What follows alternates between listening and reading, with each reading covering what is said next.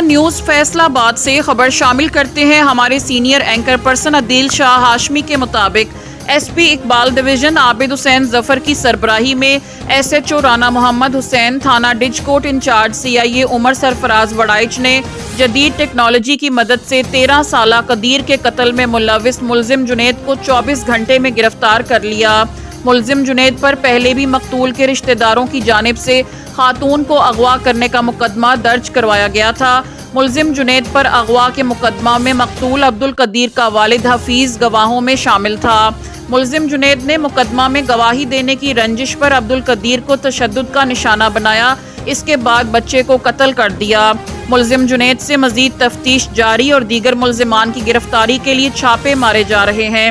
CPO Kamran عادل کی خصوصی ہدایت پر ایس پی اقبال ڈویژن عابد حسین ظفر کی سربراہی میں SHO ڈچ کوٹ رانا محمد حسین انچارج CIA اقبال ڈویژن عمر سرفراز وڑائچ پر مشتمل ایک ٹیم تشکیل دی گئی تھی۔ تشکیل شدہ ٹیم نے ٹیکنیکل وسائل کو بروئے کار لاتے ہوئے 24 گھنٹوں کے اندر واقعے میں ملوث ملزم جنید کو گرفتار کر لیا، جن کو جلد از جلد گرفتار کیا جائے گا۔ گرفتار شدہ ملزم سے مزید تفتیش کی جا رہی ہے۔ ملزمان کو قانون کے مطابق قرار واقعی سزا دلوائی جائے گی۔ عابد حسین ظفر SP اقبال ڈویژن۔